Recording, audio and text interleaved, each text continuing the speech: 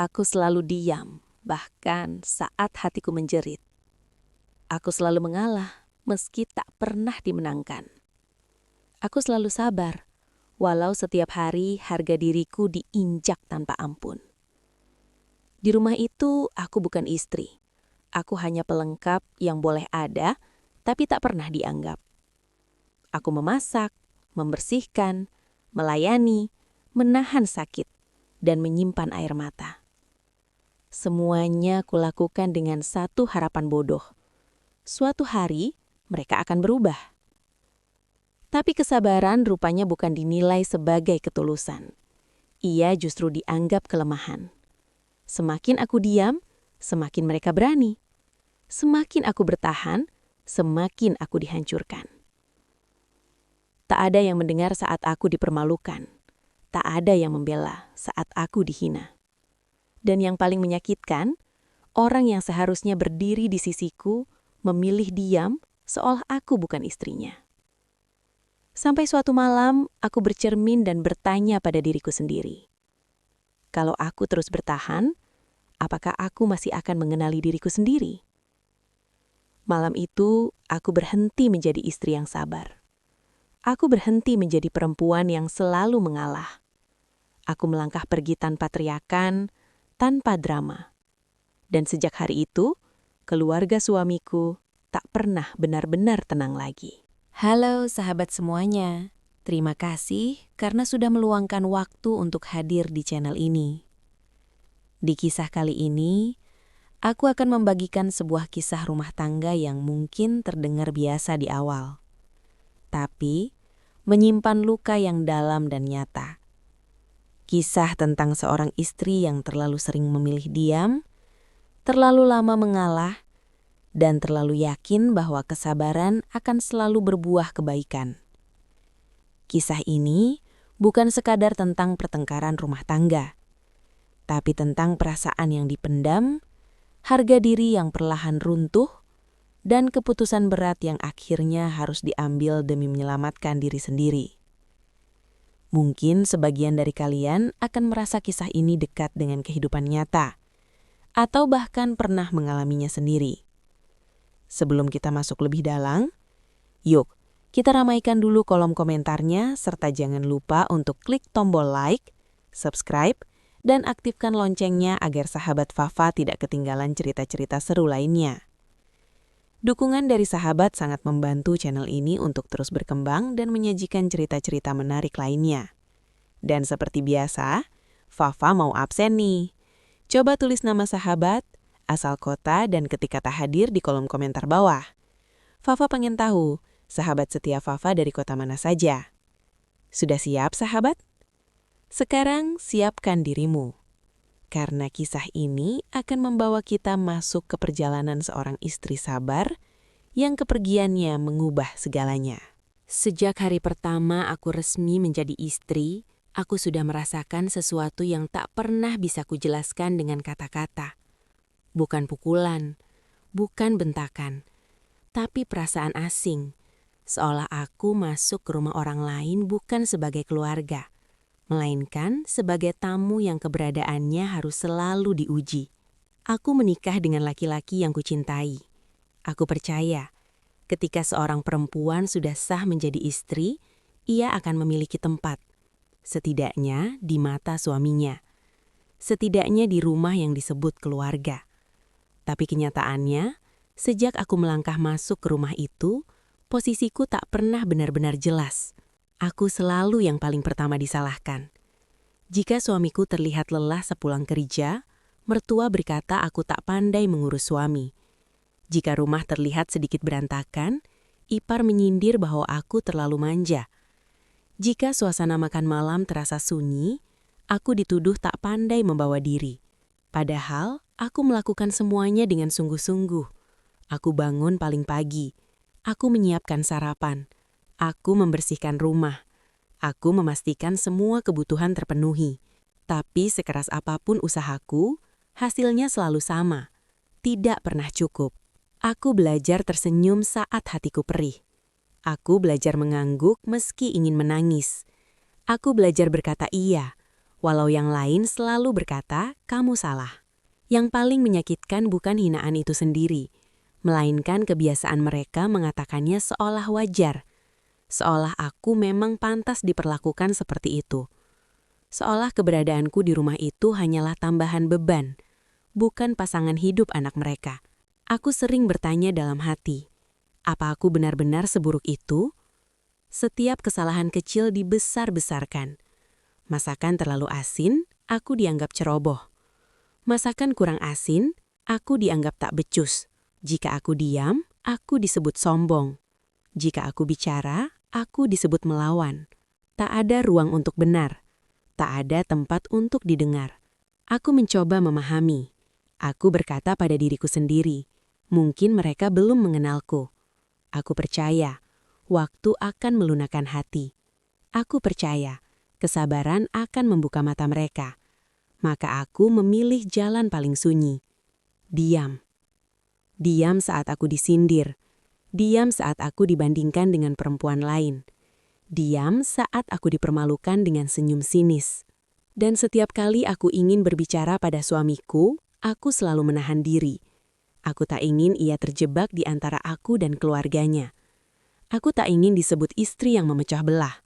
Maka aku kembali memilih diam. Namun, diam ternyata tidak membuat segalanya membaik. Diam justru membuat mereka semakin berani. Sedikit demi sedikit, aku kehilangan suaraku sendiri. Aku mulai meragukan perasaanku. Aku bahkan meminta maaf atas hal-hal yang tidak kulakukan. Karena di rumah itu, menjadi istri berarti harus siap disalahkan. Apapun keadaannya. Aku ingat satu malam, saat suamiku ditegur keras oleh ayahnya karena masalah pekerjaan. Suamiku pulang dengan wajah gelap, dan tanpa berkata apapun, ia duduk di ruang tamu. Aku menghampirinya dengan hati-hati, menawarkan air minum. Tapi yang kudapat justru tatapan dingin. "Kenapa sih kamu selalu bikin suasana nggak enak?" Katanya pelan, tapi cukup untuk menghantam dadaku. Aku terdiam. Aku bahkan tak tahu kesalahanku apa. Dan saat itulah aku menyadari. Bahkan suamiku, orang yang paling kuharapkan menjadi pelindung, mulai melihatku sebagai penyebab masalah. Bukan karena aku salah, tapi karena lebih mudah menyalahkanku daripada melawan keluarganya. Sejak hari itu, aku berhenti berharap terlalu tinggi. Aku hanya berusaha bertahan. Aku meyakinkan diriku sendiri. Ini rumah tangga. Tidak semua harus menyenangkan. Aku meyakinkan diriku bahwa luka kecil ini akan sembuh dengan waktu. Tapi luka yang dipendam terlalu lama tidak sembuh. Ia mengeras. Ia membeku. Ia menggerogoti perlahan dari dalam. Aku masih ingat bagaimana rasanya duduk di ruang makan bersama mereka. Mendengar mereka bercanda, tertawa, dan sesekali menyelipkan sindiran halus tentang diriku. Sementara aku tersenyum seolah semuanya baik-baik saja. Tak ada yang bertanya apakah aku lelah. Tak ada yang peduli apakah aku bahagia. Aku hanya istri. Istri yang harus kuat. Istri yang harus mengerti. Istri yang harus selalu salah. Di dalam hatiku, ada ketakutan yang tak pernah kuucapkan. Bagaimana jika suatu hari aku benar-benar hilang? Apakah ada yang menyadarinya? Namun malam itu, aku belum pergi. Aku masih bertahan. Aku masih percaya bahwa kesabaran adalah kunci. Aku belum tahu bahwa ini baru permulaan dari perjalanan panjang yang akan mengubah hidupku sepenuhnya.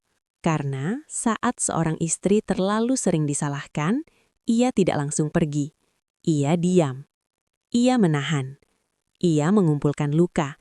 Sampai suatu hari, ia tak punya apapun untuk dipertahankan. Dan hari itu belum tiba. Jika ada satu hal yang paling cepat kupelajari setelah menikah, itu adalah kenyataan bahwa kesabaran tidak selalu dianggap sebagai kebaikan. Di rumah itu, kesabaranku justru dibaca sebagai kelemahan. Dan orang yang paling sering mengujinya adalah mertuaku sendiri. Sejak awal, beliau tidak pernah terang-terangan membenciku. Tidak ada bentakan kasar atau makian keras. Semua disampaikan dengan cara yang lebih menyakitkan. Halus, dingin, dan penuh sindiran. Kalimat-kalimat yang jika didengar orang lain terdengar biasa saja, tapi bagiku seperti pisau kecil yang diselipkan perlahan ke dada. Aku jarang dipanggil namaku. Aku lebih sering disebut itu atau dia. Dia belum bangun juga. Dia masaknya memang selalu begitu. Seolah aku bukan menantu. Seolah aku hanya orang asing yang kebetulan tinggal serumah. Setiap pagi, sebelum matahari benar-benar naik, aku sudah berdiri di dapur. Aku ingin segalanya rapi. Aku ingin tak ada celah untuk disalahkan. Aku menakar bumbu dengan hati-hati, membersihkan lantai sampai tak ada debu tersisa. Tapi tetap saja, selalu ada yang kurang. Jika aku bangun terlalu pagi, mertua berkata aku sok rajin. Jika aku terlambat sedikit, beliau berkata aku pemalas. Tak ada posisi yang benar, tak ada sikap yang cukup. Aku ingat satu pagi ketika aku menyajikan sarapan sederhana. Mertuaku mencicipinya sebentar, lalu meletakkan sendok tanpa menatapku. Dulu istri tetanggaku bisa masak macam-macam. Kamu ini apa sih kelebihannya? Aku terdiam. Tanganku gemetar, tapi aku menunduk dan berkata, "Maaf, Bu." Aku selalu minta maaf, bahkan saat aku tidak tahu kesalahanku apa. Yang membuatku semakin kecil adalah caranya membandingkanku dengan perempuan lain. Entah itu ipar, tetangga, atau bahkan menantu orang lain. Semua perempuan di dunia seolah lebih baik dariku, lebih cekatan, lebih pintar, lebih pantas menjadi istri anaknya. Dan setiap perbandingan itu selalu diakhiri dengan kalimat yang sama. Anakku ini sebenarnya pantas dapat yang lebih baik. Kalimat itu terus terngiang di kepalaku. Setiap hari, setiap malam, aku mulai merasa bersalah hanya karena aku ada. Bukan hanya soal pekerjaan rumah, cara aku berbicara, cara aku duduk, cara aku tertawa, semuanya selalu salah di mata mertua. Jika aku terlalu pendiam, aku disebut tidak sopan. Jika aku mencoba berbincang, aku dianggap lancang. Aku pernah sekali mencoba membela diri. Hanya sekali. Saat itu, mertuaku menuduhku sengaja tidak mencuci pakaian beliau. Padahal aku sedang demam tinggi. Dengan suara pelan, aku berkata bahwa aku sakit dan akan mencucinya nanti sore. Beliau menatapku lama, lalu berkata, "Perempuan kalau sakit tetap harus tahu tanggung jawab." Sejak saat itu, aku tidak pernah mencoba menjelaskan apapun lagi. Aku belajar satu hal pahit. Di rumah itu, aku tidak punya hak untuk lelah. Yang lebih menyakitkan, semua ini terjadi di depan suamiku. Kadang ia diam, kadang ia pura-pura tidak mendengar. Kadang ia hanya berkata, "Sudahlah, jangan dibesar-besarkan." Kalimat itu menghancurkanku perlahan. Karena baginya mungkin itu hal kecil. Tapi bagiku, itu adalah luka yang dikorek setiap hari. Mertuaku juga pandai memainkan peran sebagai ibu yang tersakiti. Jika aku tampak murung, beliau berkata aku tidak menghormati orang tua. Jika aku menangis diam-diam, beliau menuduhku bermain drama. "Aku ini sudah tua, jangan bikin suasana rumah gak enak," katanya suatu kali. Dan lagi-lagi, akulah sumber masalahnya. Aku mulai menghindari ruang tamu. Aku lebih banyak diam di kamar. Aku berjalan seperti bayangan di rumah sendiri. Setiap langkahku terasa diawasi.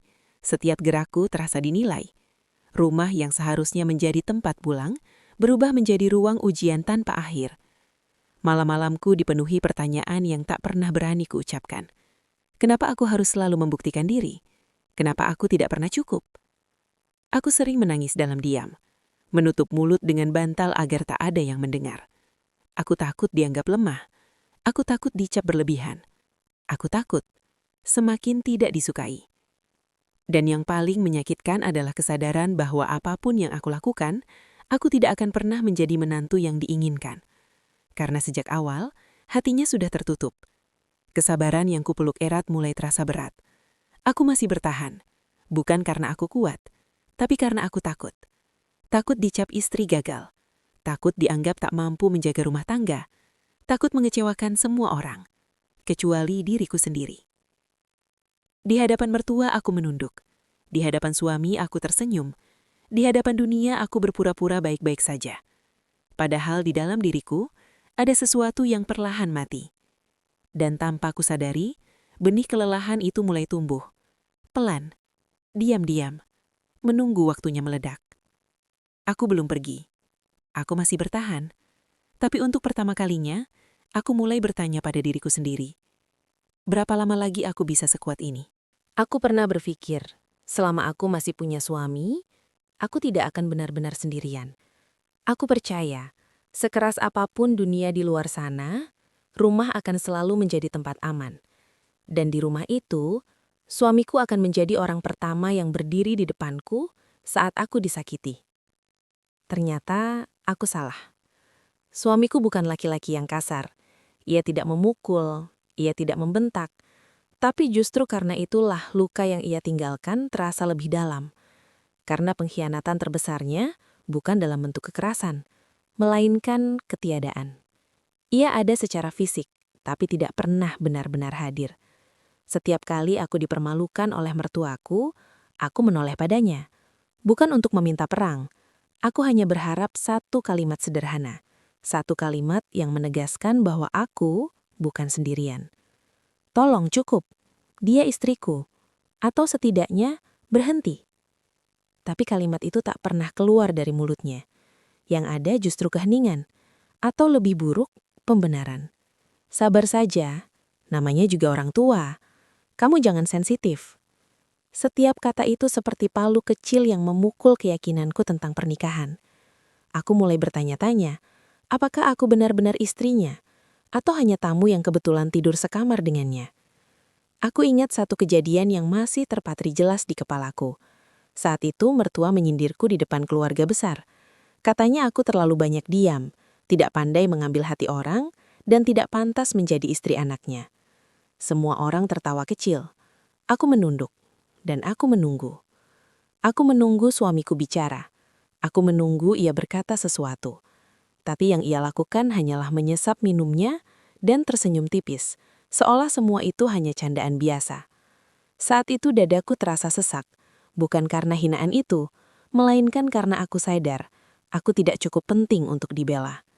Malamnya di kamar, aku mencoba bicara. Dengan suara pelan, hampir berbisik, aku mengatakan bahwa aku terluka, bahwa aku merasa sendirian, bahwa aku butuh dukungannya. Ia menghela napas panjang. "Kenapa sih kamu selalu bikin masalah dari hal kecil?" katanya. Kalimat itu menghancurkanku lebih dari semua hinaan sebelumnya, karena saat itu perasaanku disebut masalah.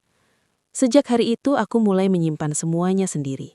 Aku berhenti bercerita, aku berhenti berharap, aku berhenti menoleh padanya saat aku disakiti, karena aku sudah tahu jawabannya. Diam. Aku melihat betapa berbedanya sikapnya ketika keluarganya tersinggung.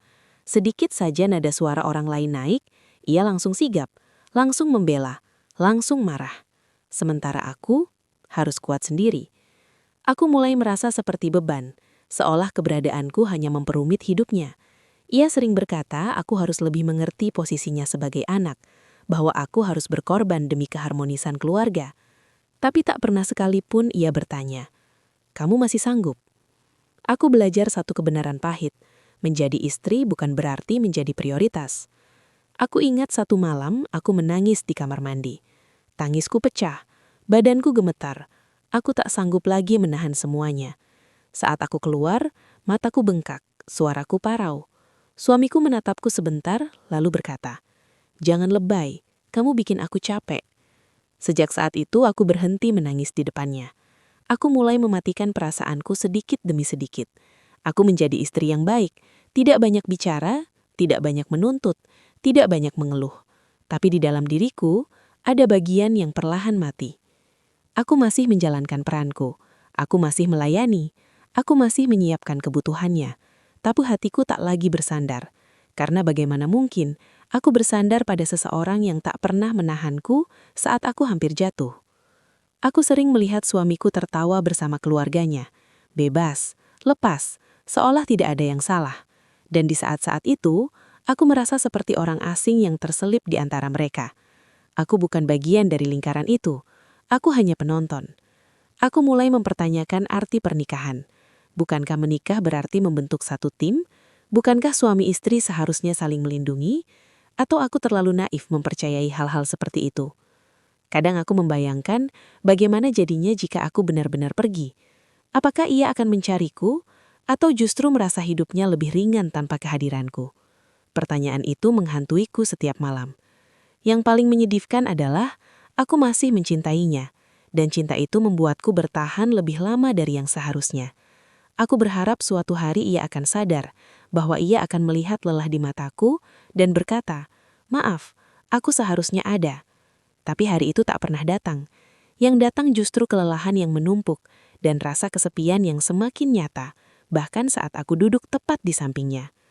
Aku hidup bersama suamiku, tapi aku sendirian.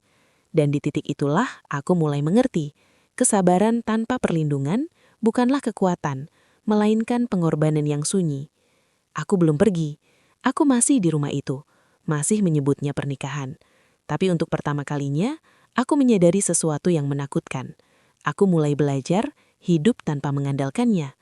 Dan ketika seorang istri berhenti mengandalkan suaminya, itu bukan tanda ia kuat, melainkan tanda ia sedang bersiap melepaskan. Hari-hariku berjalan dengan pola yang sama.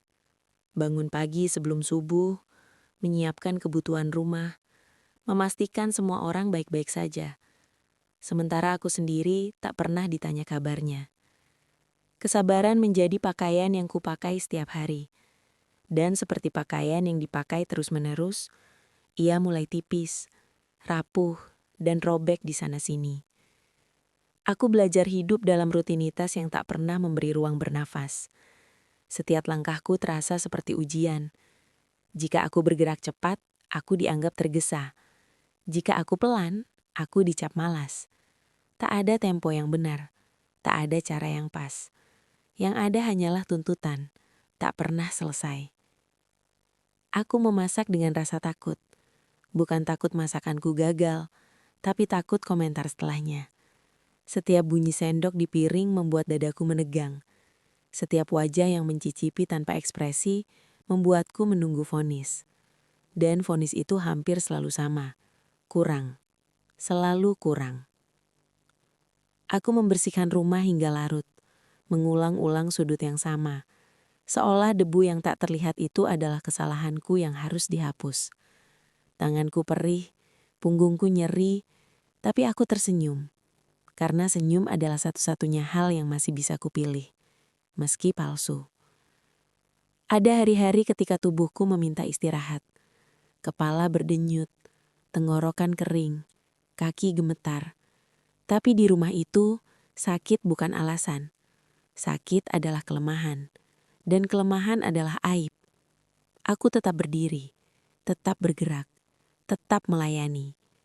Aku menelan obat tanpa suara, menahan mual, dan kembali ke dapur. Aku pernah jatuh sakit cukup parah. Demam tinggi, menggigil, pandangan berkunang. Aku berharap setidaknya hari itu aku boleh istirahat. Tapi harapan itu patah saat suara dari luar kamar berkata, "Jangan manja, perempuan harus kuat." Aku bangkit, bukan karena aku sanggup, tapi karena aku takut.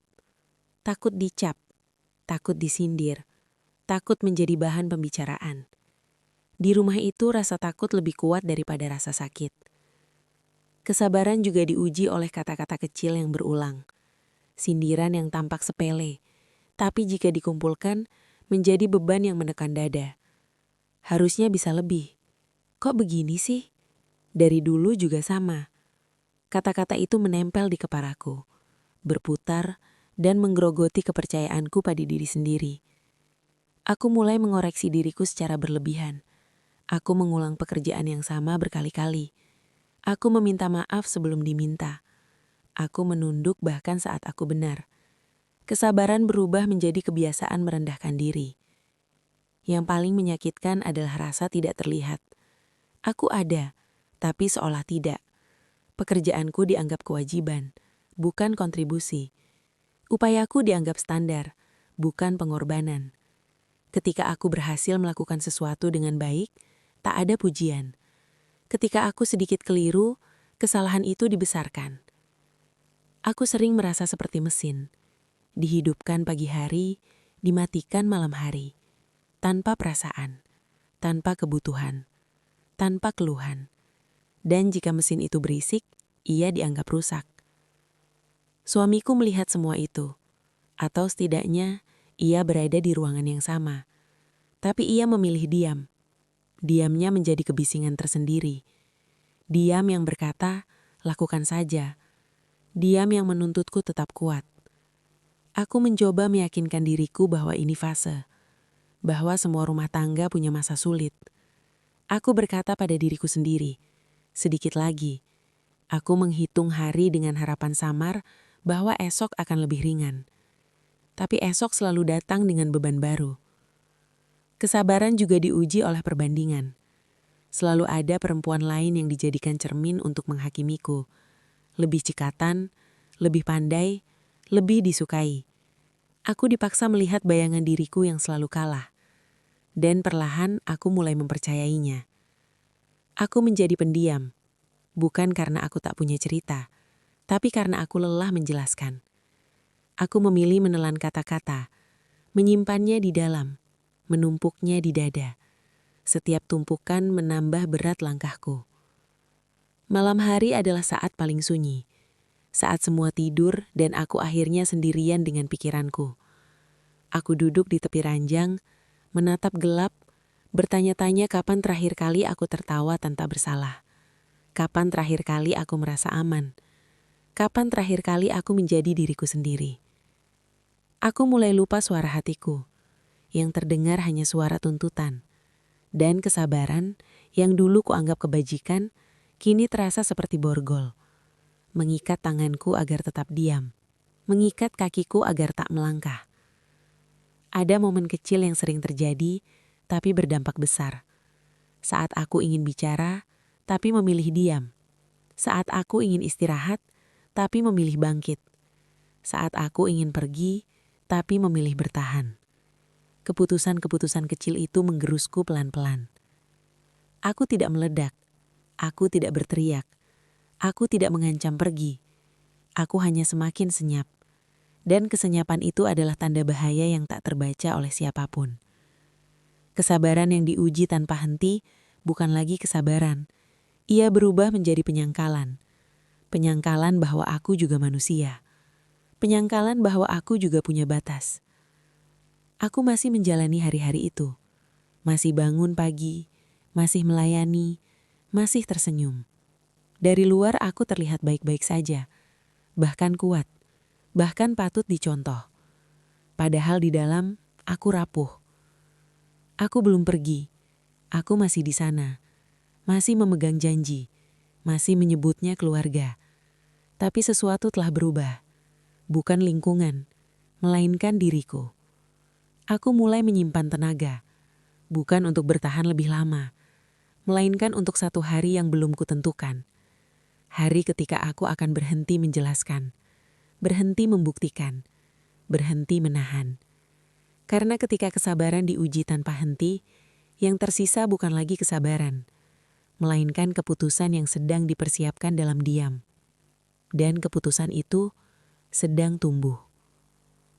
Cinta yang dulu menguatkanku, kini justru melemahkanku. Aku mulai merasa tidak cukup pintar, tidak cukup menarik, tidak cukup baik sebagai istri. Setiap kritik kecil terasa seperti bukti bahwa aku gagal. Ia mulai jarang pulang tepat waktu. Jika aku bertanya, ia menjawab ketus. Aku capek, jangan diinterogasi. Aku tidak lagi bertanya. Aku takut jawabannya. Aku takut nada suaranya. Aku takut kehilangan sisa kasih yang masih kupegang erat-erat. Aku mulai hidup dalam mode bertahan. Aku berhenti berharap terlalu banyak. Berhenti meminta. Berhenti bermimpi. Aku berkata pada diriku sendiri, asal dia tidak marah, itu sudah cukup. Dan di sanalah aku sadar, standarku tentang cinta telah runtuh. Aku mengingat diriku yang dulu, perempuan yang berani, yang punya suara, yang tahu apa yang ia layak dapatkan. Sekarang, aku bahkan takut berkata, aku lelah. Suatu hari aku menangis tanpa suara di dapur. Air mata jatuh begitu saja saat aku mencuci piring. Aku bahkan tidak tahu lagi apa penyebabnya. Ia masuk, melihatku, lalu berkata datar, kamu kenapa lagi? Nada itu bukan nada khawatir, itu nada jengking. Aku menggeleng, aku tak menjawab. Karena aku tahu, jika aku bicara, aku akan disalahkan. Dan saat itulah aku benar-benar merasa sendiri. Aku masih menyebut ini cinta. karena aku takut menyebutnya luka. Aku masih bertahan karena aku takut dengan kata gagal, takut dengan pandangan orang, takut mengecewakan keluarga. Aku memilih menanggung sakit daripada menanggung penilaian. Namun semakin aku bertahan, semakin aku tersakiti. Cinta seharusnya menjadi tempat pulang. Tapi bagiku, ia telah berubah menjadi medan yang melelahkan, di mana aku harus selalu berjaga. Aku mulai menyadari sesuatu yang menyakitkan. Aku mencintai seseorang yang tak lagi mencintaiku dengan cara yang sama. Dan lebih menyakitkan lagi, aku masih berharap ia akan berubah. Padahal setiap hari ia menunjukkan sebaliknya. Bab ini adalah titik di mana aku mulai lelah, namun belum berani pergi. Titik di mana aku tahu aku terluka, namun masih memilih bertahan. Karena terkadang, yang paling sulit bukanlah meninggalkan seseorang, melainkan mengakui bahwa cinta yang kita perjuangkan sudah tidak ada lagi. Dan aku masih berdiri di tengah itu, antara cinta yang pernah indah dan luka yang kini menjadi nyata. Aku selalu percaya, seburuk apapun keadaan di dalam rumah, setidaknya harga diriku akan dijaga di depan orang lain. Aku pikir ada batas yang tidak akan mereka lewati. Aku salah. Hari itu membuktikan bahwa batas itu tidak pernah ada. Hari itu adalah acara keluarga besar. Rumah dipenuhi suara tawa, langkah kaki, dan obrolan yang saling bertumpuk. Aku sibuk sejak pagi, memasak, menata hidangan, memastikan semuanya siap. Seperti biasa, aku bekerja tanpa suara. Seperti biasa, aku berharap hari itu berlalu tanpa masalah. Aku mengenakan pakaian sederhana. Rambutku kuikat rapi. Aku ingin terlihat pantas. Aku ingin tidak menjadi bahan pembicaraan. Tapi niat baik tidak pernah cukup di rumah itu. Saat semua berkumpul di ruang tengah, aku duduk sedikit menyamping. Posisi aman, pikirku. Tidak menonjol, tidak mengganggu. Aku menjawab jika ditanya. Tersenyum jika disapa. Aku mengira aku sudah melakukan segalanya dengan benar. Lalu kalimat itu meluncur. Mertuaku tertawa kecil, menoleh ke arah salah satu kerabat, lalu berkata dengan suara cukup keras untuk didengar semua orang. Sekarang anakku ini hidupnya berat, istrinya terlalu lembek. Ruangan mendadak hening sepersekian detik. Lalu tawa kecil menyusul. Tawa yang membuat darahku terasa surut dari wajah. Aku membeku. Belum sempat aku bernafas, beliau melanjutkan. Kalau bukan karena anakku sabar, perempuan ini sudah lama gak bertahan. Mataku panas. Dadaku sesak. Aku menunduk, berharap lantai menelanku. Semua mata mengarah padaku. Ada yang kasihan, ada yang penasaran, ada yang sekadar menonton. Aku menunggu. Aku menunggu satu suara. Suara yang paling ingin ku dengar. Suamiku. Ia duduk tepat di sampingku. Jarak kami begitu dekat, tapi rasanya seperti dipisahkan dinding tebal. Aku bisa melihat tangannya, diam di atas lutut. Aku bisa melihat wajahnya, tenang, datar, seolah ini bukan tentang aku. Ia tidak berkata apa-apa. Diamnya lebih keras daripada hinaan itu sendiri. Mertuaku belum selesai. Seolah melihat tidak ada yang menentang, ia semakin berani. Perempuan zaman sekarang maunya dimengerti terus, padahal tugas istri yang melayani, jangan banyak drama. Kata drama itu menghantamku. Seolah semua air mata yang kutahan selama ini hanyalah sandiwara murahan. Aku tersenyum. Entah bagaimana caranya, aku tersenyum. Senyum yang terasa kaku, seperti topeng yang retak. Aku tidak ingin membuat keributan. Aku tidak ingin disebut tidak tahu diri. Aku menelan semuanya. Lagi. Ada yang mencoba mengalihkan pembicaraan. Tapi suasana sudah berubah. Aku bisa merasakan panas di telingaku. Getaran di tanganku. Aku memegang ujung baju agar tidak gemetar terlalu terlihat. Beberapa menit kemudian, saat aku berdiri untuk mengambil minum, seseorang berbisik. Sabar ya.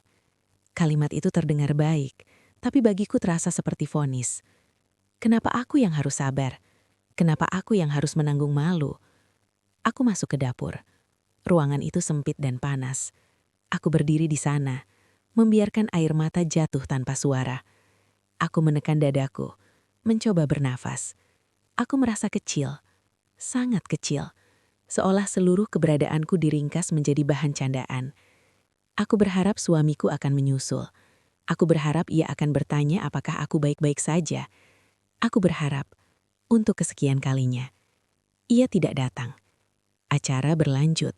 Aku kembali keluar dengan wajah yang sudah kupaksakan normal. Aku menyajikan minuman, mengangkat piring kotor, bergerak seperti biasa. Tapi di dalam ada sesuatu yang pecah.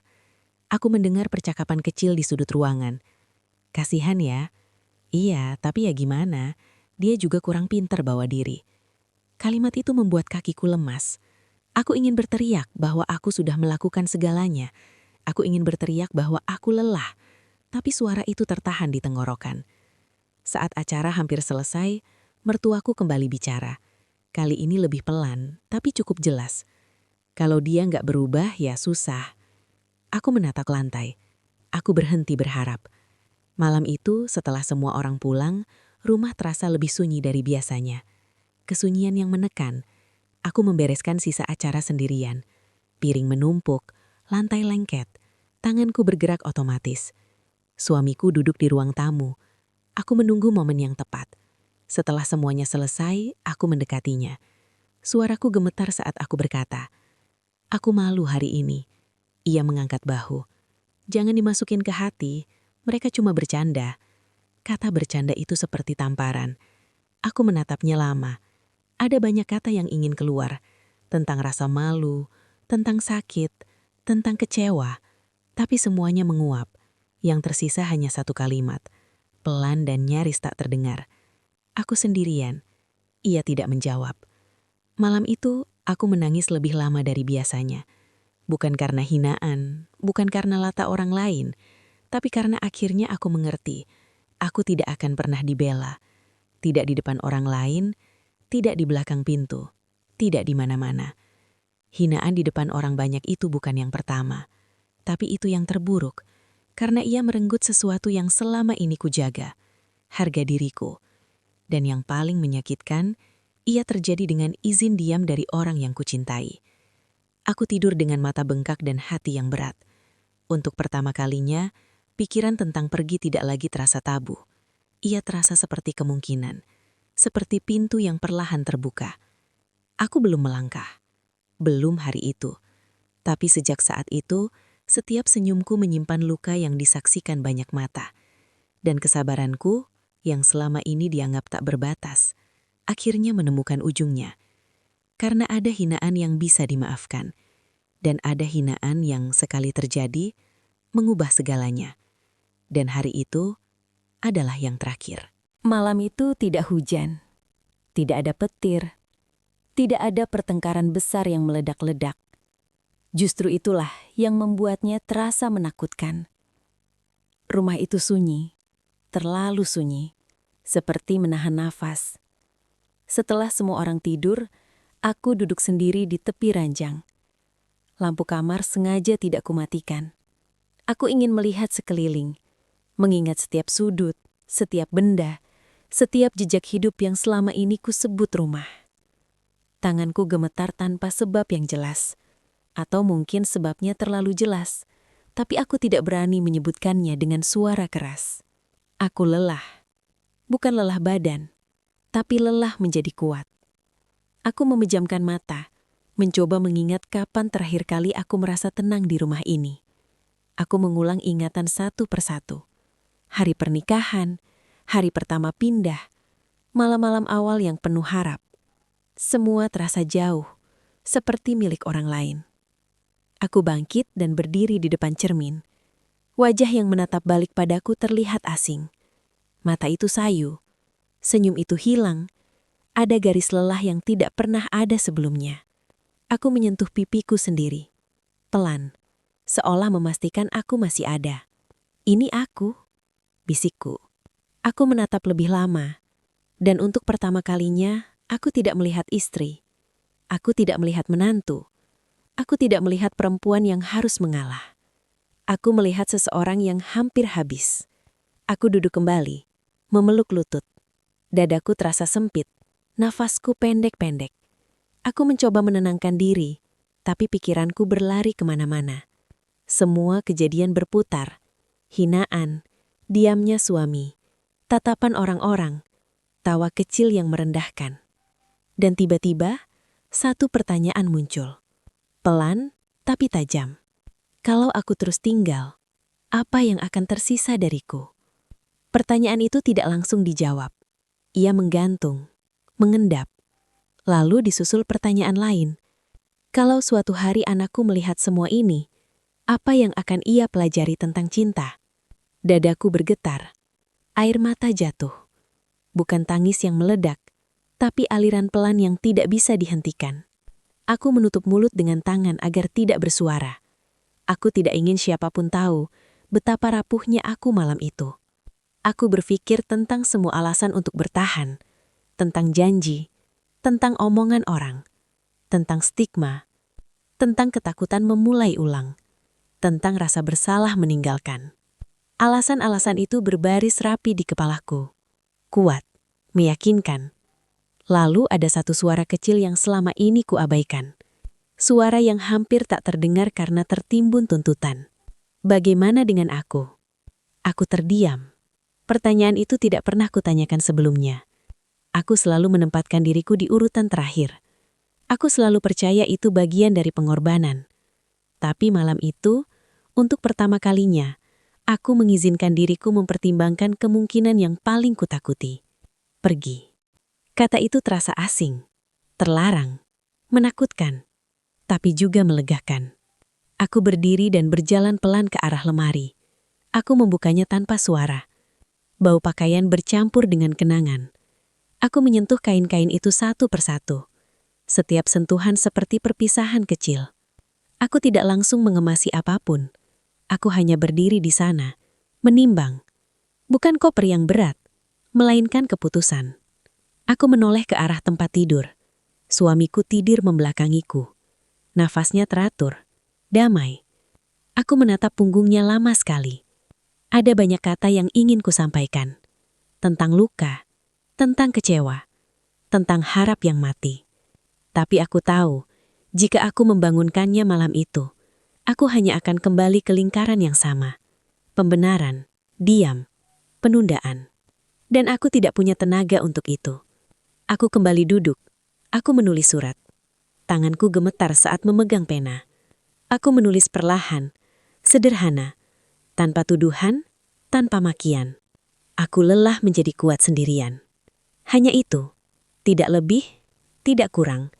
Karena semua kalimat lain terasa terlalu panjang untuk orang yang tidak pernah benar-benar mendengar. Aku melipat kertas itu rapi, menaruhnya di tempat yang mudah terlihat. Aku ingin kata-kata itu dibaca saat aku sudah tidak ada. Aku tidak ingin ditanya. Aku tidak ingin diperdebatkan. Aku menatap jam. Malam sudah larut. Setiap detik berlalu terasa seperti dorongan kecil ke arah pintu. Aku mengambil tas. Bukan koper besar, hanya tas yang cukup untuk beberapa hari. Aku tidak ingin pergi dengan marah. Aku ingin pergi dengan tenang, dengan kesadaran penuh. Saat aku berdiri di ambang pintu kamar, aku berhenti. Aku menoleh sekali lagi. Ada rasa nyeri yang singkat tapi tajam. Aku menghirup nafas dalam-dalam. Aku berkata pada diriku sendiri, ini bukan kegagalan, ini adalah penyelamatan. Langkah kakiku pelan. Setiap pijakan terdengar terlalu keras di telingaku. Aku melewati ruang tamu, melewati dapur. Tempat-tempat yang selama ini menjadi medan pengorbananku. Aku tidak membenci ruangan-ruangan itu. Aku hanya selesai. Di depan pintu, tanganku berhenti di gagang. Aku menutup mata. Ada getaran kecil di dadaku. Takut. Sangat takut. Tapi di balik ketakutan itu, ada sesuatu yang baru. Tenang. Aku membuka pintu. Udara malam menyentuh wajahku. Dingin, tapi jujur. Aku melangkah keluar tanpa menoleh. Bukan karena aku tidak peduli. Tapi jika aku menoleh, aku tahu aku akan ragu. Dan aku tidak bisa lagi ragu. Malam itu, aku pergi tanpa teriakan, tanpa saksi, tanpa drama. Tidak ada yang mengejarku. Tidak ada yang memanggil namaku. Dunia tetap berjalan seperti biasa. Tapi hidupku berubah. Di langkah-langkah awal itu, air mataku kembali jatuh. Bukan hanya karena sedih, tapi karena untuk pertama kalinya, aku memilih diriku sendiri. Dan meski sakit, keputusan itu terasa benar. Aku tidak tahu apa yang menantiku. Aku tidak tahu bagaimana besok. Aku tidak tahu apa kata orang. Semua itu kabur. Yang aku tahu hanya satu. Aku tidak lagi ingin hidup dalam rumah yang membuatku hilang. Dan malam itu, tanpa suara, tanpa tepuk tangan, aku berhenti menjadi istri yang selalu bertahan dan mulai menjadi perempuan yang berani pergi. Langkah kakiku malam itu terasa aneh. Sunyi tapi penuh arti. Setiap detik seolah menuntun aku menjauh dari rumah yang selama ini kusebut rumah, tetapi tidak pernah terasa seperti milikku.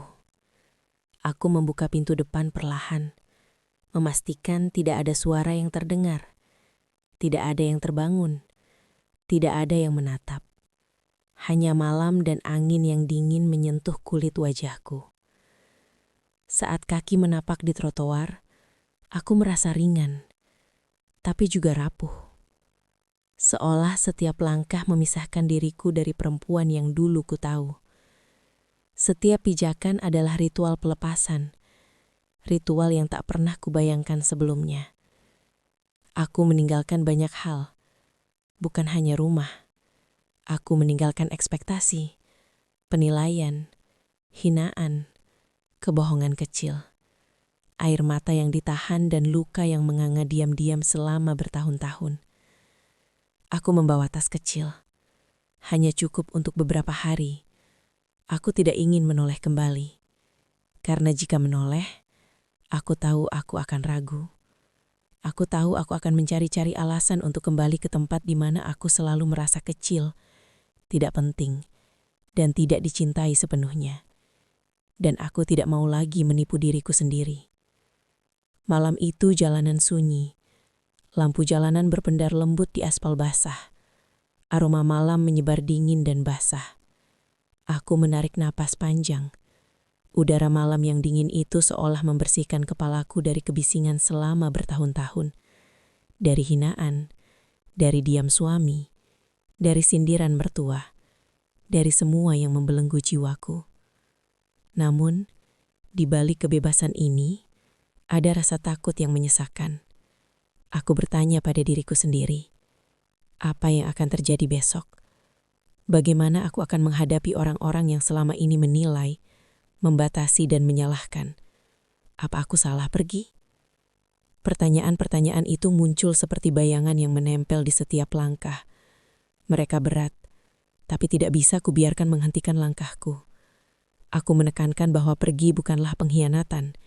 Ini penyelamatan diri. Aku bukan lari karena lemah. Aku lari untuk menemukan kekuatan yang selama ini terkubur oleh hinaan dan diamnya orang-orang yang seharusnya menjadi pelindungku. Aku melewati gang-gang sempit yang kutahu setiap batu dan setiap sudutnya. Ingatanku tentang rumah lama terus mengikuti. Tapi aku mencoba memusatkan perhatian pada napasku sendiri. Aku belajar menyadari tubuhku sendiri. Kaki yang menapak di tanah. Tangan yang menggenggam tas. Jantung yang berdegup kencang karena ketakutan sekaligus kebebasan. Setiap langkah terasa seperti pernyataan. Aku masih ada. Aku masih manusia. Aku masih berhak hidup untuk diriku sendiri. Aku berjalan hingga tiba di jalan utama. Lampu-lampu toko dan rumah mulai redup. Hanya terdengar suara kendaraan jarang melintas dan angin yang menyingkap rambutku. Aku memutuskan untuk berhenti sejenak, menunduk dan mengizinkan air mata jatuh. Air mata ini bukan lagi air mata yang ditahan. Ini air mata kebebasan sekaligus kehilangan. Air mata untuk segala sakit yang selama ini ditelan. Air mata yang mengingatkan bahwa aku masih hidup, masih bisa memilih, masih punya hak untuk merasakan diri sendiri. Aku menatap langit malam, hitam dan penuh bintang yang samar-samar. Aku merasa sangat kecil, tapi juga sangat nyata. Aku sadar bahwa dunia di luar sana luas, terlalu luas untukku tetap terperangkap dalam rumah yang selama ini membuatku merasa tak berdaya. Aku tahu perjalanan ini baru dimulai. Aku tidak tahu apa yang menanti di depan. Apakah akan sulit? Apakah akan sepi? Apakah akan menakutkan? Tapi yang pasti, aku tidak akan kembali ke kondisi lama yang mengekang dan menghancurkan diriku pelan-pelan. Aku mengingat anakku. Aku membayangkan wajahnya, tidur tenang di kamar yang sama di mana aku merasa paling tertekan. Aku bertanya dalam hati, bagaimana aku akan menjelaskan kepadanya suatu hari nanti? Aku tahu, tidak mudah. Anak itu mungkin tidak mengerti mengapa ibunya pergi. Mungkin akan merasa ditinggalkan. Tapi aku juga sadar, jika aku terus tinggal, aku bukanlah ibu yang sehat secara emosional. Aku bukan sosok yang bisa diajari tentang keberanian dan harga diri. Aku hanya akan menjadi bayangan perempuan yang patah, yang mengalah setiap hari demi diterima. Langkah demi langkah, aku mulai membayangkan masa depan. Bukan masa depan yang pasti, bukan masa depan yang nyaman, tapi masa depan yang aku ciptakan sendiri. Aku menyadari bahwa setiap langkah yang kulakukan malam itu adalah deklarasi. Aku memilih diriku sendiri. Aku memilih hidupku. Aku memilih kebahagiaanku. Di tengah malam yang hening, aku sampai pada keputusan terakhir. Aku tidak akan menoleh ke belakang. Aku tidak akan menunggu panggilan dari suami. Aku tidak akan berharap ada yang mengejar. Karena yang aku tahu, selama ini aku telah menunggu terlalu lama. Menunggu pembelaan, menunggu pengakuan, menunggu cinta yang seharusnya hadir setiap hari. Dan kini aku mengerti, cinta itu tidak akan datang jika aku tidak memberikannya pada diriku terlebih dahulu. Aku melangkah lebih jauh ke arah jalan besar. Lampu jalanan membimbing langkahku. Aku merasa untuk pertama kalinya, tubuh dan jiwaku selaras. Aku lelah, tapi penuh tekad. Aku takut, tapi juga berani. Aku masih menangis, tapi bukan tangisan putus asa. Ini tangisan yang membebaskan. Malam itu, aku belajar satu hal penting. Kadang pergi bukan tanda lemah, melainkan tanda paling berani dari semua pilihan. Kadang diam bukan jawaban, tapi keberanian untuk mendengar suara hati sendiri adalah langkah yang paling sulit. Kadang meninggalkan sesuatu yang membelenggu bukan berarti menyerah, melainkan menyelamatkan diri agar bisa hidup dengan harga diri dan kebebasan. Langkah kaki malam itu sunyi. Tidak ada teriakan, tidak ada yang melihat, tidak ada yang memuji. Hanya ada aku, berjalan sendiri. Dan untuk pertama kalinya dalam bertahun-tahun, aku merasakan sesuatu yang belum pernah kurasakan di rumah lama. Tenang, bebas, dan hidup sepenuhnya sebagai diriku sendiri. Aku tahu perjalanan ini belum selesai. Aku tahu dunia baru penuh tantangan. Aku tahu besok akan sulit. Tapi malam itu, langkah pertama itu cukup. Cukup untuk memulai hidup yang selama ini hanya bisa kupikirkan dalam diam. Aku telah pergi. Tanpa teriakan, tanpa drama, tanpa saksi. Hanya aku dan dunia yang menunggu untuk ditempuh. Hari-hari setelah aku pergi, rumah itu tidak lagi sama. Tidak ada suara langkah kakiku yang biasanya lembut, menyiapkan sarapan, menata piring, atau menutup kamar dengan tenang. Tidak ada senyum yang menenangkan suasana. Tidak ada ucapan lembut yang meredam konflik yang tak pernah habis. Semua hilang. Dan dunia mereka, yang selama ini kubayangkan nyaman dan penuh kendali, tiba-tiba menjadi kacau. Pagi pertama tanpa kehadiranku, suamiku terbangun sendirian. Tidak ada secangkir kopi hangat yang menunggunya di meja. Tidak ada sarapan yang sudah rapi di piring. Ia membuka lemari, mencari pakaian yang sudah kusiapkan, tapi hanya menemukan kekosongan. Di saat itu, aku tahu, ia mulai merasakan sedikit dari beban yang kuangkat selama bertahun-tahun. Tapi beban itu tidak menumbuhkan empati, tidak. Ia hanya merasa ribet, tidak nyaman, tidak siap menghadapi tanggung jawab yang selama ini kubawa sendiri. Pagi itu ia meninggalkan rumah dengan wajah kusut, dan aku membayangkan betapa ia mulai menyadari bahwa ketenangan yang ia rasakan selama ini bukan karena rumah itu rapi, melainkan karena ada aku yang diam-diam menahan semuanya. Mertua dan ipar mulai bereaksi. Mereka merasa sesuatu hilang, tapi mereka tidak menyadari apa yang telah mereka ambil dariku selama bertahun-tahun. Mereka merasakan kekosongan, kebingungan, dan ketegangan. Rumah yang dulunya penuh tawa, meski tawa itu sering menyakitkan, sekarang sunyi dengan cara yang berbeda. Sunyi yang membuat hati mereka resah. Hari-hari berlalu, dan kekacauan mulai terlihat jelas. Piring menumpuk di dapur, cucian menumpuk di kamar mandi, lantai lengket, debu menebal. Suamiku mencoba melakukan hal-hal yang biasa kulakukan, tapi semuanya terasa berat. Ia menatap dapur yang berantakan dan menghela napas panjang. Ia mencoba menyetrika pakaian, tapi hasilnya tidak rapi. Ia memasak, tapi rasanya aneh dan hambar. Rumah itu, yang selama ini ia anggap normal, tiba-tiba menjadi medan perang kecil yang membuatnya kewalahan. Ia mulai menyadari, sedikit demi sedikit, bahwa apa yang selama ini dianggapnya sepele adalah hal-hal yang memerlukan ketekunan, pengorbanan, dan kesabaran tanpa batas. Ia mulai mengingat momen-momen ketika aku selalu menyiapkan kebutuhan keluarga, ketika aku menahan amarah demi menjaga kedamaian rumah. Semua itu kini hilang, dan efeknya mulai terasa. Mertua mulai mengeluh, suara mereka terdengar lebih tajam daripada sebelumnya.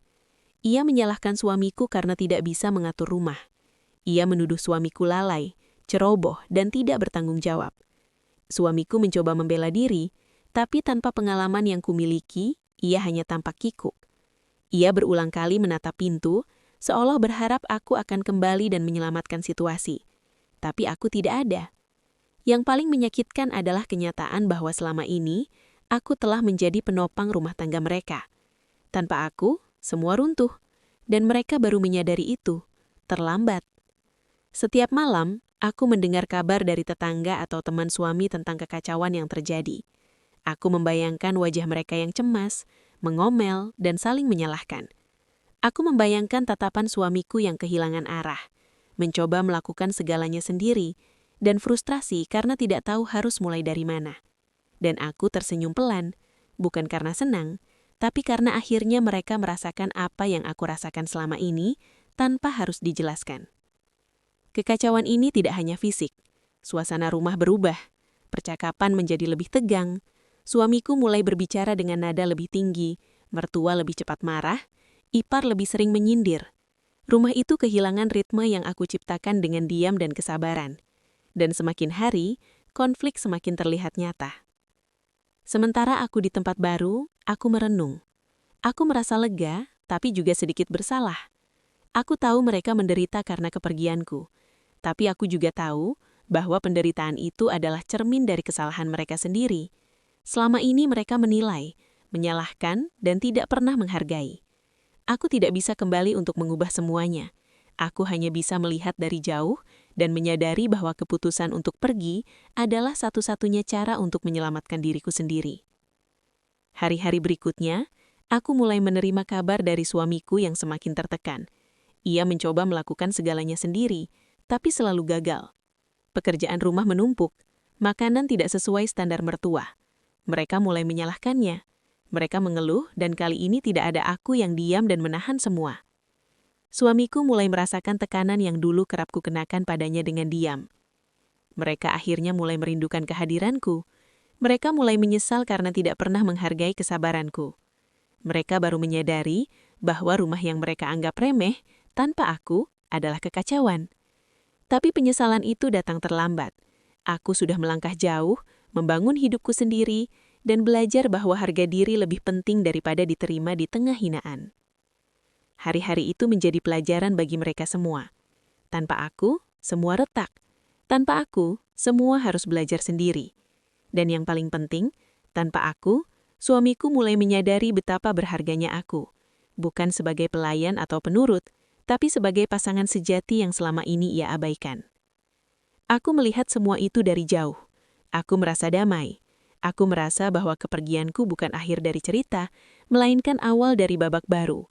Babak di mana aku belajar hidup untuk diriku sendiri dan membiarkan orang lain belajar dari kekacauan yang mereka ciptakan. Malam-malam berikutnya aku menulis diary, merencanakan langkah-langkah hidup baru, dan menata pikiranku. Aku sadar, rumah mereka akan terus kacau sampai mereka benar-benar menyadari nilai yang selama ini aku bawa diam-diam. Dan aku siap untuk tidak lagi menjadi bagian dari kekacauan itu. Rumah mereka kacau, tapi hatiku damai. Dan untuk pertama kalinya, aku merasa bahwa kepergianku bukan kekalahan, melainkan kemenangan paling besar atas diriku sendiri.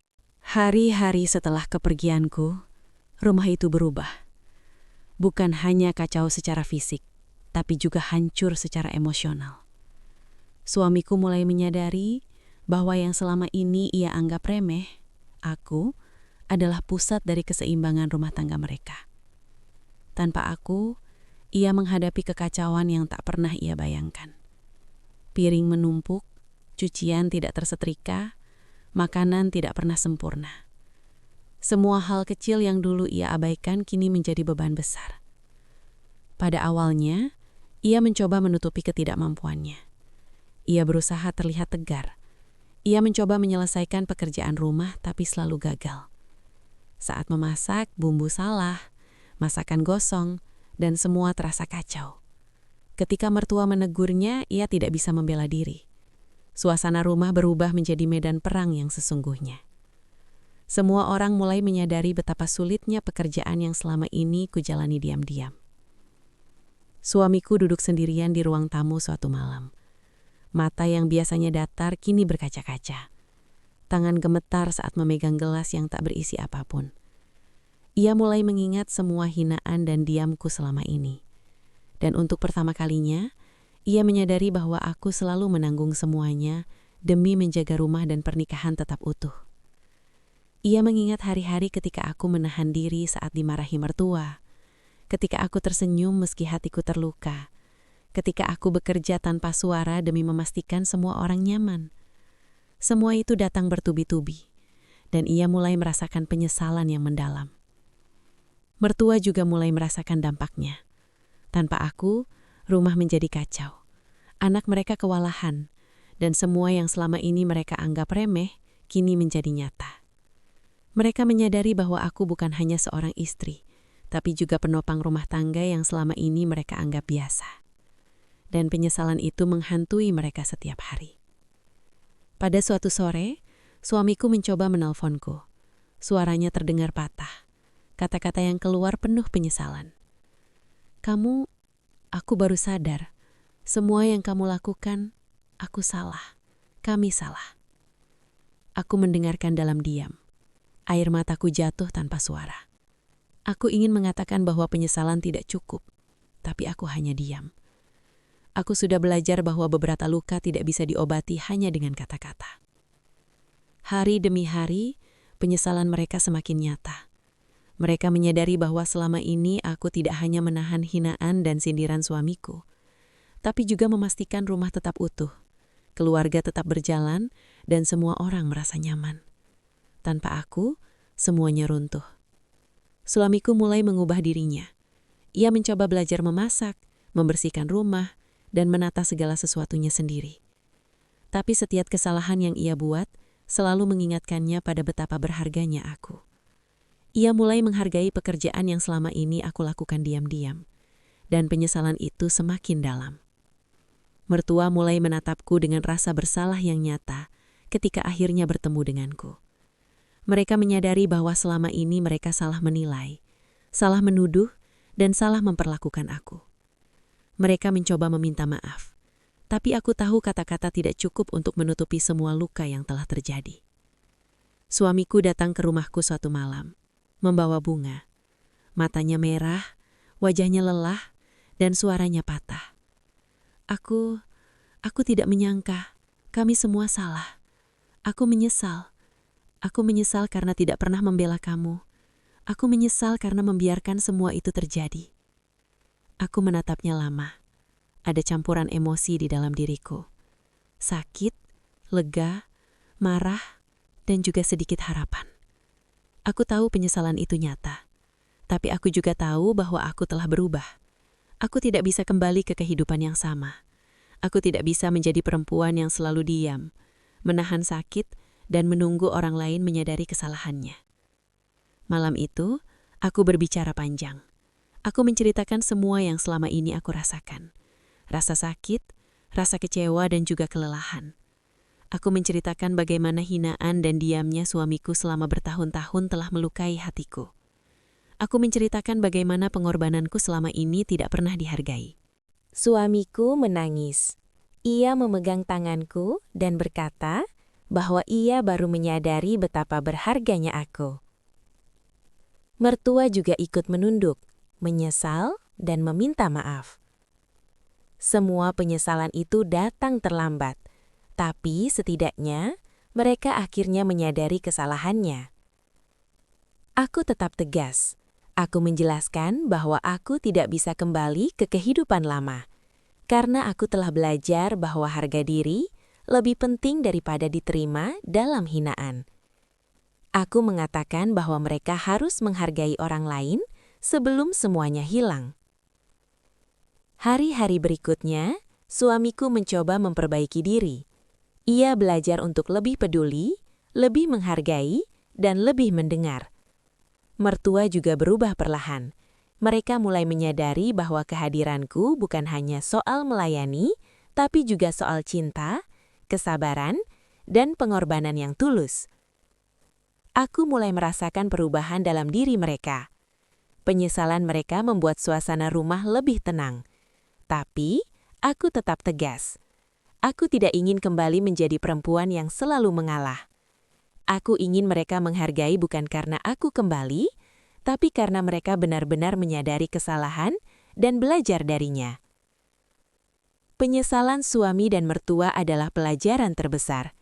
Mereka akhirnya menyadari bahwa rumah tangga bukan hanya tentang menjalani hari, tapi juga tentang saling menghargai, membela, dan menjaga satu sama lain. Mereka mulai memahami bahwa kepergianku bukanlah kemarahan atau pelarian, tapi bentuk dari keberanian untuk mempertahankan harga diri. Hari itu, aku tersenyum pelan. Aku tahu perjalanan kami belum selesai, tapi setidaknya mereka mulai menyadari satu hal penting, bahwa kehilangan adalah guru yang paling kejam, tapi juga paling jujur. Aku telah memilih diriku sendiri, dan penyesalan mereka menjadi cermin bahwa kadang seseorang harus pergi agar orang lain belajar menghargai sebelum semuanya terlambat. Rumah mereka mulai berubah. Suamiku belajar lebih bertanggung jawab. Mertua belajar lebih menghargai. Dan aku belajar bahwa keberanian untuk pergi adalah hadiah terbesar yang bisa kuberikan pada diriku sendiri. Dan juga pada mereka, meski mereka baru menyadarinya dengan cara yang pahit. Malam itu, aku menutup pintu rumahku sendiri dengan tenang. Aku menatap langit malam dan tersenyum. Aku telah membebaskan diri dari masa lalu, dan mereka mulai belajar dari kehilangan yang nyata. Dan untuk pertama kalinya dalam bertahun-tahun, aku merasa damai. Hari-hari berlalu sejak malam itu. Malam ketika aku akhirnya memilih untuk pergi. Langkah kaki yang sunyi itu kini menjadi titik awal dari babak baru dalam hidupku. Rumah lama, dengan semua hinaan, diam, dan tekanan yang selama bertahun-tahun aku tanggung, kini hanyalah kenangan.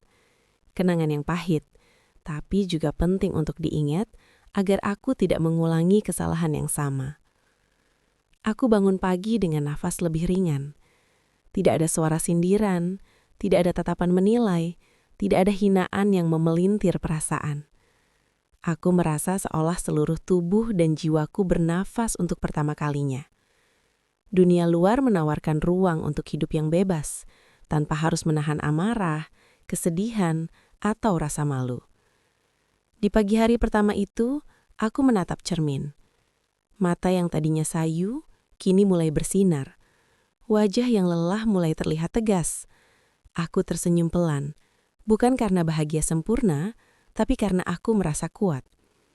Aku belajar bahwa kekuatan bukan selalu tentang menahan, tapi kadang tentang berani melepaskan. Aku menulis surat untuk suamiku, bukan untuk meminta maaf, bukan untuk mengancam, tapi untuk menjelaskan. Aku ingin mereka memahami, bukan hanya melalui kata, tapi juga melalui pengalaman. Aku menjelaskan bagaimana kesabaran selama bertahun-tahun bukanlah kelemahan, tapi pengorbanan yang tulus. Aku menulis bagaimana hinaan, diam, dan ketidakpedulian membuatku merasa tidak berharga. dan bagaimana kepergian adalah satu-satunya jalan untuk menyelamatkan diriku sendiri. Hari-hari berikutnya, aku menerima kabar dari tetangga dan teman suami. Mereka menceritakan perubahan yang terjadi di rumah lama. Suamiku mulai belajar mengurus rumah, memasak, dan menata segala sesuatu dengan tangannya sendiri. Mertua mulai mengurangi sindiran, belajar menghargai dan memberi ruang bagi semua anggota keluarga untuk berbicara dan didengar. Ipar, yang dulu sering meremehkan, mulai memahami bahwa setiap orang memiliki peran dan batas yang harus dihargai. Aku menyadari bahwa perubahan ini tidak instan dan tidak mudah. Penyesalan mereka muncul terlambat, tapi aku belajar bahwa terkadang pelajaran terbaik datang melalui kehilangan. Ketika seseorang pergi, orang yang ditinggalkan baru menyadari nilai yang selama ini ada di depan mata mereka. Dan dalam hal ini, aku memilih pergi bukan untuk membalas dendam, tapi untuk memberi mereka cermin yang jujur, bahwa ketidakhadiran seseorang yang berharga akan terasa sakit, dan rasa sakit itu seharusnya menjadi pengingat. Aku juga belajar banyak tentang diriku sendiri. Aku belajar bahwa harga diri tidak bisa ditunda. Aku belajar bahwa mencintai diri sendiri bukan egois, tapi esensial. Aku belajar bahwa seseorang yang terlalu lama menahan sakit, hinaan, dan ketidakpedulian orang lain, pada akhirnya akan rapuh. Dan ketika rapuh, pilihan untuk pergi bukanlah tanda kegagalan, tapi tanda keberanian. Malam-malamku kini berbeda. Aku menulis diary, merencanakan hidup baru, dan menata pikiran tanpa beban. Aku belajar mensyukuri setiap hal kecil. Udara segar, kopi hangat, buku yang kubaca, bahkan tawa kecil yang kumiliki sendiri. Aku belajar bahwa kebahagiaan sejati muncul ketika seseorang bisa hidup jujur dengan dirinya sendiri, bukan karena pengakuan atau penerimaan orang lain. Suamiku akhirnya mencoba menghubungiku lagi. Kali ini berbeda. Suaranya lembut, penuh penyesalan tapi juga tulus.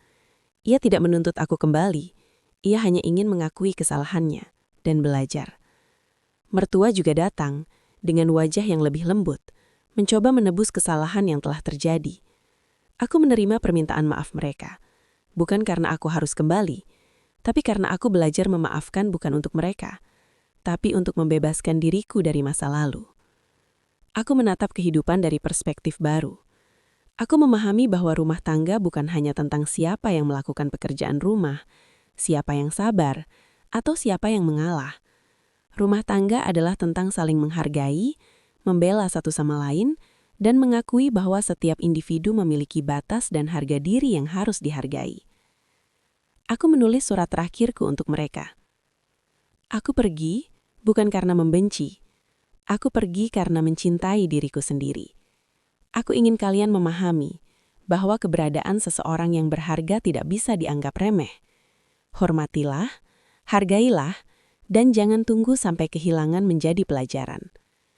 Aku menutup surat itu dan menaruhnya di tempat yang mudah mereka temukan. Aku merasa lega. Aku tahu perjalanan ini tidak mudah bagi mereka.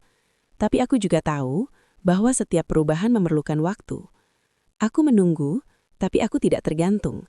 Hidupku adalah milikku sendiri, dan aku memilih untuk berjalan dengan tegas. Hari-hari kemudian, aku mulai membangun kehidupan baru. Aku belajar mandiri, belajar menikmati kesendirian, dan juga belajar membuka hati untuk kemungkinan baru.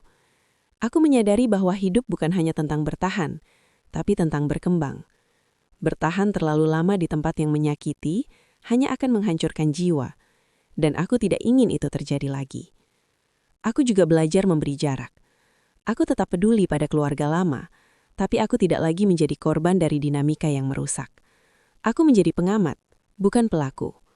Aku membiarkan mereka belajar dari penyesalan mereka sendiri, karena pelajaran yang paling dalam adalah yang dirasakan secara nyata, bukan sekedar diucapkan. Pada akhirnya aku menemukan kedamaian. Kedamaian yang selama bertahun-tahun hilang di antara hinaan, diam, dan pengorbanan yang tidak dihargai. Aku menemukan bahwa keberanian untuk pergi, untuk menegakkan harga diri, dan untuk mencintai diri sendiri adalah hadiah terbesar yang bisa diberikan seseorang pada dirinya sendiri. Dan pesan yang ingin kusampaikan pada siapapun yang mendengar ceritaku adalah ini. Jangan menunggu orang lain menghargaimu. Hargai dirimu sendiri terlebih dahulu. Jangan menahan sakit atau hinaan terlalu lama. Suara hati adalah kompas paling jujur. Pergi bukan tanda lemah, melainkan keberanian untuk menjaga dirimu. Penyesalan akan datang, tapi jangan menunggu penyesalan orang lain untuk membebaskan dirimu. Rumah tangga, keluarga, atau hubungan apapun hanya akan sehat jika ada rasa hormat dan pengakuan atas keberadaan masing-masing. Aku menutup cerita ini dengan hati yang lega.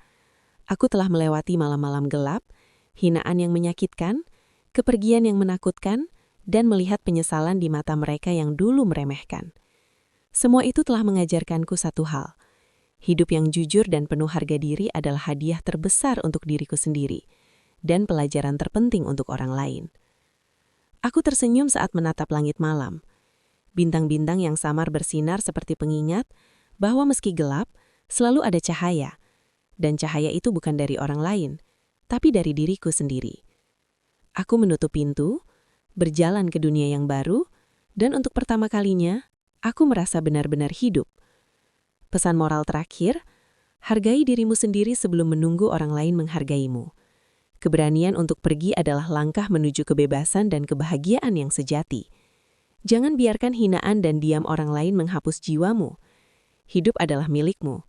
Hidupilah dengan keberanian, kejujuran, dan cinta pada dirimu sendiri. Aku menatap langit malam, merasakan angin dingin yang menyapu wajahku, dan untuk pertama kalinya dalam bertahun-tahun, aku benar-benar bebas.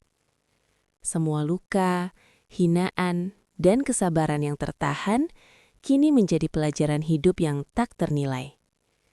Aku belajar bahwa keberanian untuk pergi bukan tanda kelemahan, tapi tanda bahwa seseorang mencintai dirinya sendiri lebih dari sekedar menunggu pengakuan orang lain. Penyesalan suami dan mertua datang terlambat, tapi itu adalah cermin nyata bahwa harga diri dan keberanian tak bisa digantikan oleh pengorbanan yang tidak dihargai. Hidupku adalah milikku, dan aku berhak menentukan kebahagiaan, kedamaian, dan harga diriku sendiri. Dari sini, aku berjalan ke dunia baru, menatap masa depan dengan tegas sambil membawa satu pesan abadi. Hargai dirimu sendiri sebelum menunggu orang lain menghargaimu. Karena hidup adalah hadiah yang hanya bisa kau jalani dengan keberanian dan cinta pada dirimu sendiri.